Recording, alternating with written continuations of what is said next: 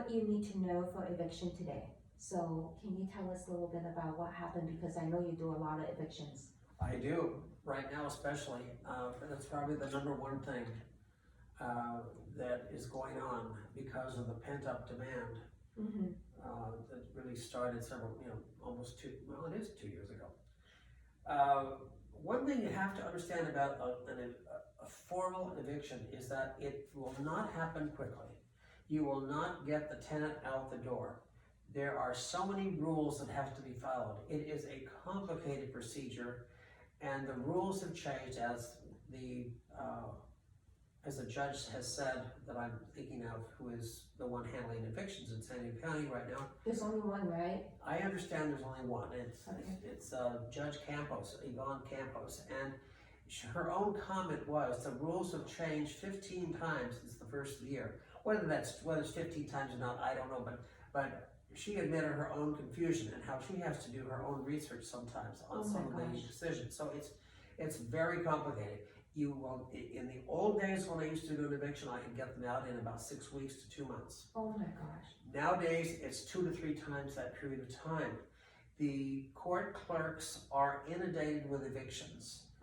Some of them are legitimate and some of them are not, and they go over every single thing very microscopically.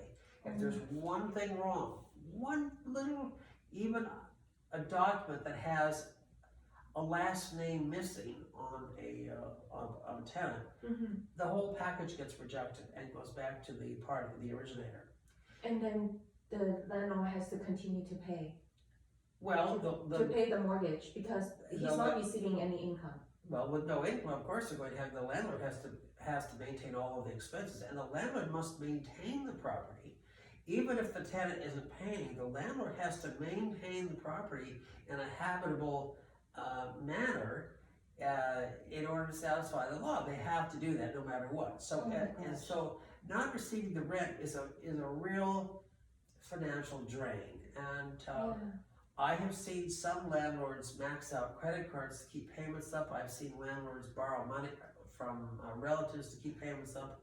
I have, because I'm in the real estate too, and people thought that because the price go up and the price go down and the interest rate are up, it will slow down our industry. I said no, because I have a lot of people actually selling the condos, selling their homes because of the renter problem. So if the renter stays in the house, it doesn't matter you change ownership, the new owners still have to carry what is happening before. Yes. Oh my gosh. Yes. Well, certainly, and yes, that's true. That's true. There are a variety of restrictions on that in place, which I won't explain now because I'd have to read my list to refresh my memory. That will be going on probably till the end of the year. Wow. And that's including if there's not even a lease on the property and they're on month to month. I have some landlords that think a 60-day notice will be sufficient. No, be very careful of that. Whenever I take on an eviction, I go through all the paperwork in advance. I want to see the rental agreement, if there is one, and I'm shocked at how many people don't even have a written rental agreement. I go through any notices they've given the tenant, which oftentimes are flawed, and we have to start over.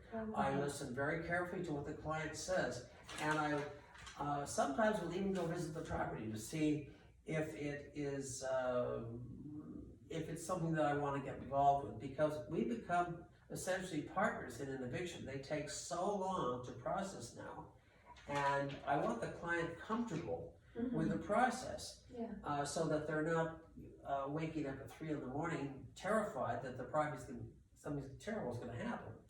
So I take it very, very seriously, but because they take several months now to fix, and that's under the best of circumstances. They could take 3 and 4 months, can take 3 and 4 months unless the tenant moves out. I have suggested to some owners, let's see if you can buy the tenant out of the property. Oh yeah. Sometimes that works and sometimes it doesn't. And if the tenant agrees, you don't run over and give them a check. We structure it in such a way to get the tenant out so that the tenant doesn't just take the money and then sit there and we have to evict them anyway, because any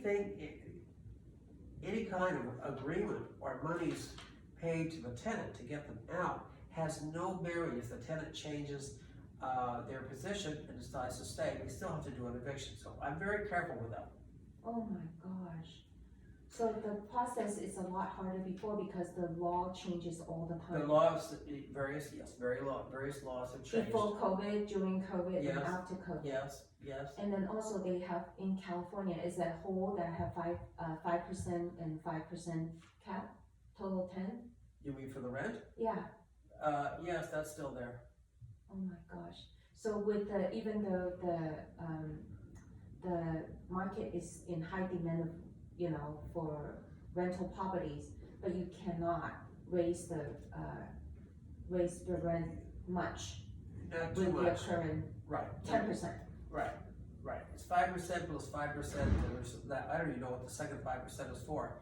See, I'm not in management anymore, so therefore I'm not completely up on that. But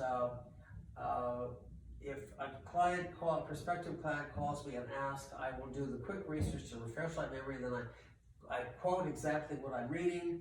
I will print it out and email it to them so that they know what they're doing. Okay. And so they don't get into troubles, because if they try to evict a tenant where the rent is excessive, and the tenant files an answer, and it goes, especially if it goes in front of this judge, the judge will dismiss the case. What? The judge will dismiss the case. Of course Why? they will, because you have to follow the rules. You have to follow the letter of the law. Oh my gosh.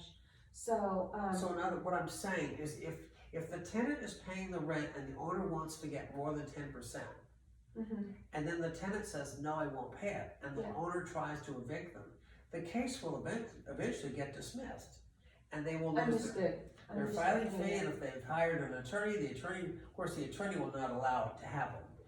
That they have to follow the letter of the law too. So the attorney will say to the client, you can't do that, we're not processing eviction like that. Just like I won't either, because I know the case will get dismissed. So how much is the normal eviction cost the Okay. owner?